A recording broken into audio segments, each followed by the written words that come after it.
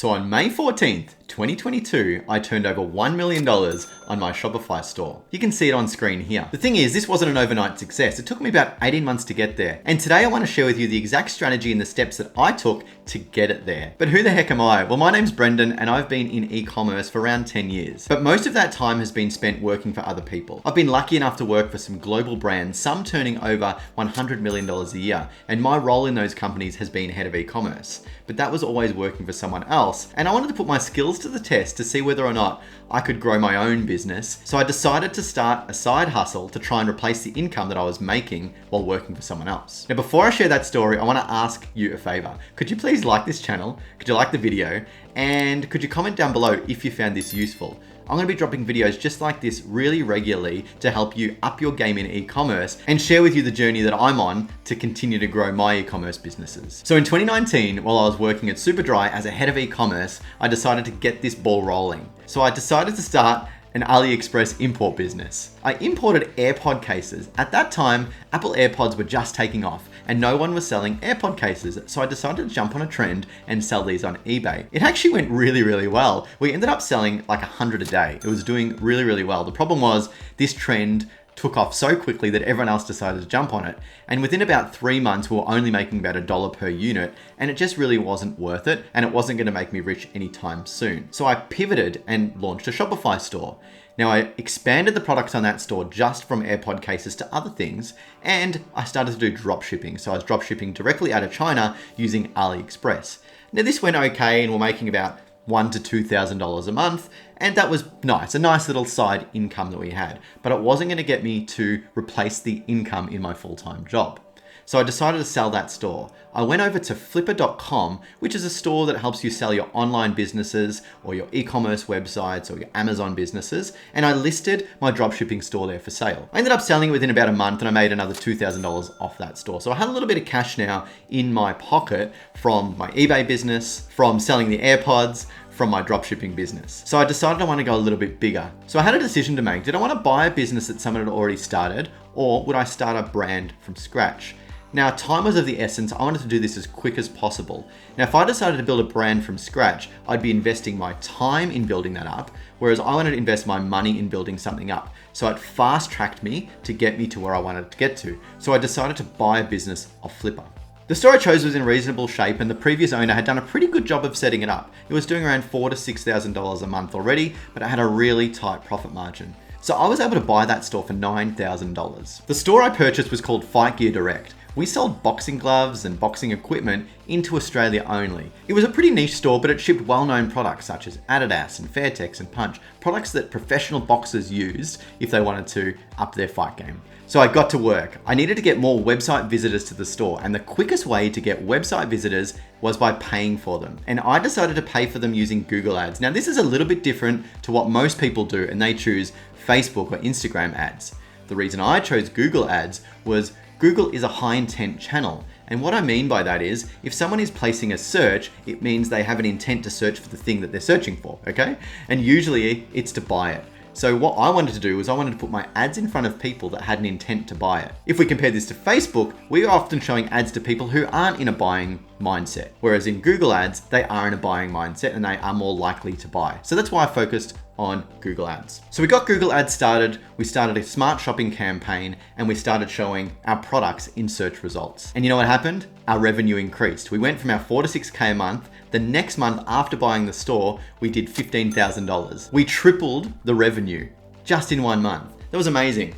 Now the thing was, I didn't actually know that much about Google Ads. So I used YouTube to learn how to do Google Ads. And as I was doing that, each month I got better and better at it. And the following month we did $28,000 in revenue just from using Google Ads. Now this isn't an advertisement for Google Ads. It just worked for me. It's a high intent channel and I recommend everyone tries it on their store. So the next thing I did was a brand refresh. I wanted to appeal to a wider audience. Not only did I make the brand look nicer and more appealing to more people, I also wanted to add more products to expand expand the range and bring in new categories that brought in new customers. So in order to do this, I went over to Canva, I designed a new logo on Canva, and I got that up and running. I then decided to use a new Shopify theme. Now this theme that I chose allowed us to list more products so we could have a bigger inventory. We started off with about 100 products in the store, and by the end of it, we had 400 products in the store. So I wanted to make sure I had a theme that could handle those 400 products. I decided to use the Shopify theme warehouse, and we're still using that today, and it works really, really well. Now, putting all these products in the store was awesome because not only did it increase the amount of ads we had in Google, if you think about shopping ads in Google, you see all the individual products, it meant that we had more products on the store, but it also meant that we had more pages in the search engine so that our SEO rank had increased. And it attracted a whole new buyer at the same time. This meant our traffic increased from Google Ads, our traffic increased from SEO, and we got new people, and our revenue had increased. So 4 months in, on December 2020, we had our first $40,000 month. But there was a problem. The problem was we grew too fast. We grew from a $4,000 a month store to a $40,000 a month store in under 4 months, and things began to break. We grew too fast and we started making mistakes. Customers weren't getting feedback on time, orders were getting out too slow, we were making errors on the website, and we started to get a negative reputation in the market. So I needed help. I decided I needed to hire a virtual assistant to help with my customer service. So I headed over to onlinejobs.ph and posted a job. Well, actually, I posted a cry for help. I had to go through every one of those applications to try and find a needle in a haystack. But luckily enough, my hard work paid off and I found one guy. And this guy still works for me today, and he treats the business just like his own. He's awesome, and he does everything for me when it comes to customer service and operations. What that has meant is he can look after the running day-to-day of the business, and I can focus on growing the store. And what I noticed was we're getting lots of visitors, but they weren't always buying, so we had a pretty low conversion rate. So I decided I needed some strategies in place to get these visitors back to the store. So we then implemented email marketing. We used Klaviyo as the tool to do email marketing, and we started setting up some automations. The main automations we set up was a welcome flow, an abandoned cart flow, thank you flow, and a win back flow. They're pretty standard flows and they all come as templates within Klaviyo, so it should be pretty easy for you to set up. We then made sure that we were sending out one email a week promoting some products that we might have on the store. They weren't discounted, we were just telling people about those products. And then we also put in place a program to try and grow our email list. So the next 4 months we treaded along, we didn't see much growth, we just sort of stayed at that pace of sort of $30,000 a month, which was still pretty good considering we started at $4,000 a month. But we built the database, we improved our customer service, our reputation improved, and it also gave time for the SEO value to kick in. It was in April when all the hard work paid off. Emails were going out, SEO was working, Google ads were firing, and we ended up doing $47,000 in that month. Then we did $49,000 the next month, and then we did $67,000 the following month. So all the foundational work that we did was paying off. We've got traffic coming in from multiple sources, the brand refresh was working, we've got more customers, we've got customers coming back, and it was working. And now the store, since buying it, had made over $400,000. It was now time to add some more traffic, so we started meta ads. Now I wasn't overly familiar with meta ads, so what I thought about was I just wanted to capture the people that had already hit our store and throw them an ad across Instagram and Facebook. So I decided to launch dynamic product ads. And these are a retargeting ad that are in Facebook and really, really easy to set up. What happens is when a visitor hits our site, Facebook drops a little pixel on them, and then when they go to Facebook or Instagram, we can show them the products they were looking at within those apps. This worked really well, and we're able to increase our revenue and maintain it to now about $70,000 to $80,000 a month. We are now sitting at around $750,000 in revenue since buying the business. But we wanted to keep growing, so the next thing we did was open up where we sold to. As you can probably tell from my accent, I'm Australian. Now this store only sold into Australia. We don't have the biggest market here, maybe 25 million people. Compared to the rest of the world, it's actually really, really small. So we decided to open up to our cousins in New Zealand and sell into New Zealand. There's another 5 million people there.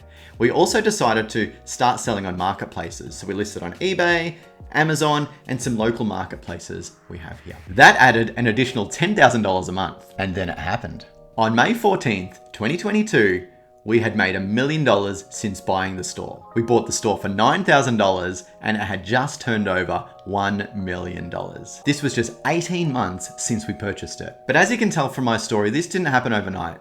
I didn't use any secret tactic. I just did what worked. I did the basics and I didn't try to do everything at once. Now our next goal is $10 million and we're well on our way to hitting that number. And I want to share that story with you. So do make sure you subscribe to the channel and like this video so you get notified. But if there's one thing you can take away from this video and you want to do the same, my suggestion is stick to the basics, keep it simple, treat failures as lessons, don't treat failures as reasons to quit.